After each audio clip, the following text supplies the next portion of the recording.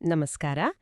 ಇವತ್ತು ನಾವು ಇಸ್ರೇಲ್ ಮತ್ತು ಇರಾನ್ ನಡುವಿನ ಒಂದು ಆ, ತುಂಬಾನೇ ಸಂಕೀರ್ಣವಾದ ದೀರ್ಘಕಾಲದ ಸಂಘರ್ಷದ ಬಗ್ಗೆ ಮಾತಾಡೋಣ.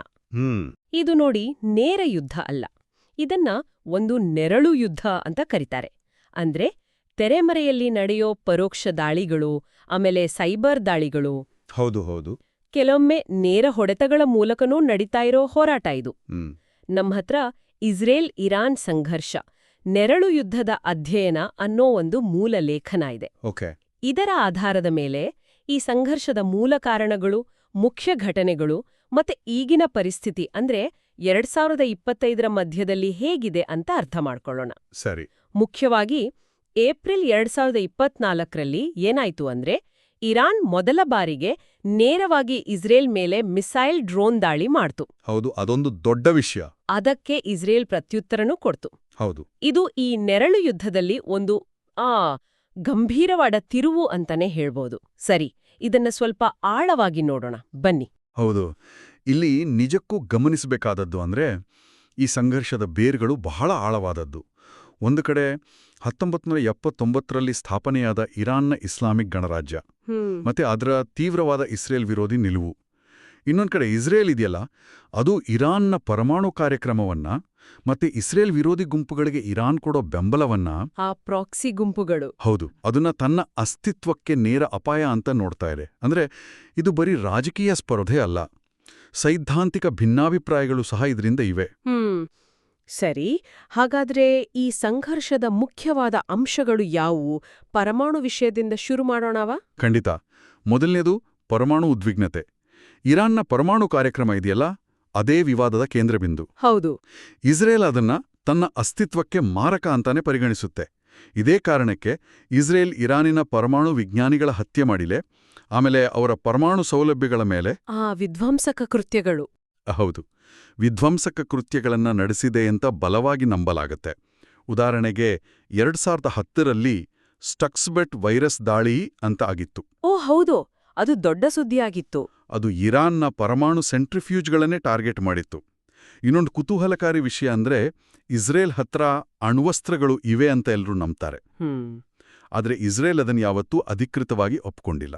ಸರಿ, ಪರಮಾಣು ವಿಷಯದ ಜೊತೆಗೆ ಈ ನೆರಳು ಯುದ್ಧ ಇದೆಯಲ್ಲ, ಇದರ ಇನ್ನೊಂದು ಮುಖ್ಯ ಭಾಗ ಅಂದ್ರೆ ಪ್ರಾಕ್ಸಿಗಳ ಬಳಕೆ ಅಲ್ವಾ? ಅದರ ಬಗ್ಗೆ ಸ್ವಲ್ಪ ಹೇಳ್ತೀರಾ? ಹೌದು ಖಂಡಿತ, ಇದು ಬಹಳ ಮುಖ್ಯವಾದ ತಂತ್ರ. ಇರಾನ್ ನೇರವಾದಿ ಯುದ್ಧ ಮಾಡೋ ಬದಲು ಬೇರೆ ಗುಂಪುಗಳ ಮೂಲಕ ಇಸ್ರೇಲ್ ಮೇಲೆ ಒತ್ತಡ ಹಾಕತ್ತೆ. ಉದಾಹರಣೆಗೆ ಲೆಬ್ನಾನ್ನಲ್ಲಿರೋ ಹೆಜ್ಬೊಲ್ಲಾ, ಅದು ಇಸ್ರೇಲ್ಗೆ ಒಂದು ದೊಡ್ಡ ಸವಾಲು. ಆಮೇಲೆ ಗಾಜಾದಲ್ಲಿರೋ ಹಮಾಸ್ ಮತ್ತು ಇಸ್ಲಾಮಿಕ್ ಜಿಹಾದ್, ಮತ್ತೆ ಸಿರಿಯಾದಲ್ಲಿರೋ ಇರಾನ್ ಬೆಂಬಲಿತ ಸೇನಾಪಡೆಗಳು, ಇವೆಲ್ಲಕ್ಕೂ ಇರಾನ್ ದುಡ್ಡು, ಶಸ್ತ್ರಾಸ್ತ್ರ ಎಲ್ಲವನ್ನೂ ಕೊಡುತ್ತೆ. ಓಕೆ, ಇದಕ್ಕೆ ಇಸ್ರೇಲ್ನ ಪ್ರತಿಕ್ರಿಯೆ ಏನು? ಇದಕ್ಕೆ ಪ್ರತಿಯಾಗಿ ಇಸ್ರೇಲ್ ಸುಮ್ಮನೆ ಕೂರುದಿಲ್ಲ.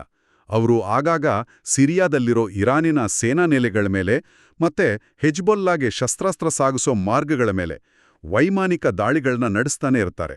ಸರಿ, ಪರಮಾಣು ಆಯ್ತು, ಪ್ರಾಕ್ಸಿಗಳ ಬಗ್ಗೆನೂ ಗೊತ್ತಾಯ್ತು. ಇನ್ನು ಸೈಬರ್ ಯುದ್ಧದ ಬಗ್ಗೆ ಏನ್ ಹೇಳಬಹುದು? ಹೌದು, ಮೂರನೇ ಮುಖ್ಯ ಆಯಾಮ ಅಂದ್ರೆ ಸೈಬರ್ ಯುದ್ಧ. ಎರಡೂ ದೇಶಗಳು ಒಂದಲ್ಲ ಒಂದು ರೀತಿ ಪರಸ್ಪರರ ಮೇಲೆ, ಮುಖ್ಯವಾಗಿ ಅವರ ಮೂಲ ಸೌಕರ್ಯಗಳ ಮೇಲೆ ಸೈಬರ್ ದಾಳಿಗಳನ್ನ ನಿರಂತರವಾಗಿ ನಡೆಸುತ್ತಿವೆ. ಹೌದಾ?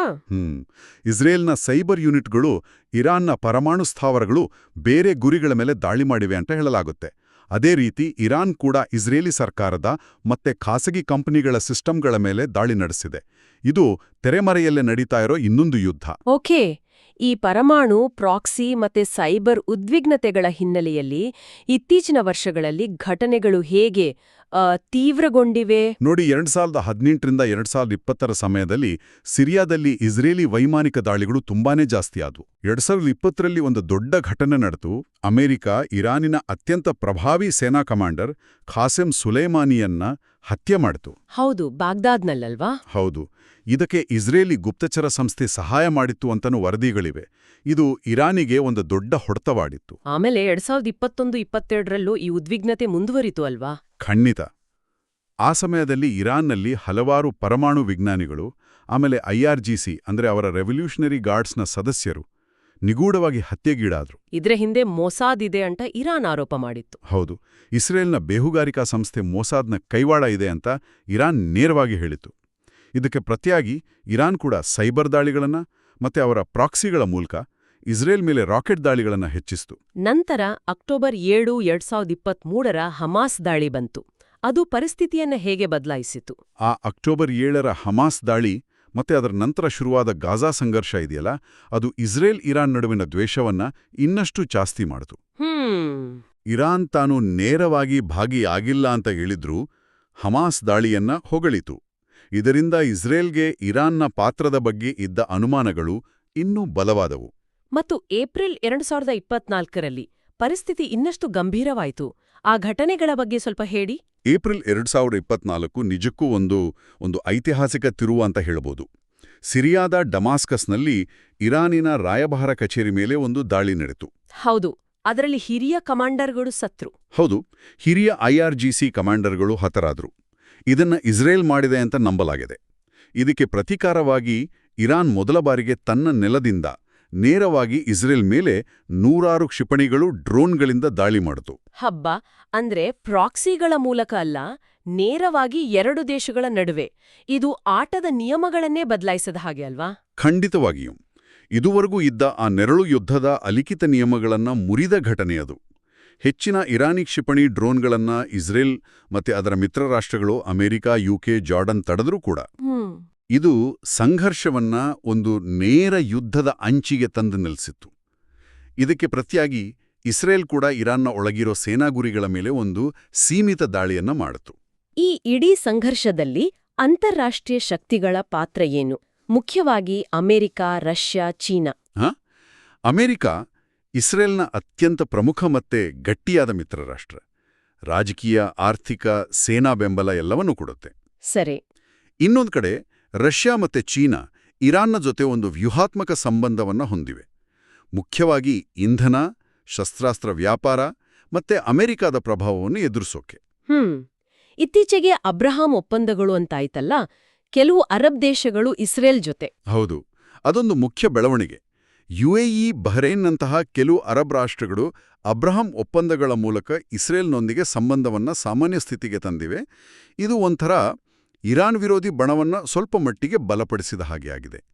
ಈ ಪ್ರಾದೇಶಿಕ ಮೈತ್ರಿಗಳು ಸಂಘರ್ಷದ ಮೇಲೆ ಪರಿಣಾಮ ಬೀರ್ತಿವೆ. ಹಾಗಾದ್ರೆ ಒಟ್ಟಾರೆಯಾಗಿ 2025ರ ಮಧ್ಯಭಾಗದಲ್ಲಿ ಪರಿಸ್ಥಿತಿ ಹೇಗಿದೆ, ಇದರ ಅರ್ಥವೇನು ಅಂತ ನಾವು ತಿಳಿಯಬಹುದು. ಸದ್ಯಕ್ಕೆ ನೋಡಿ, ಇದು ಘೋಷಿತ ಯುದ್ಧವಾಗಿಲ್ಲ.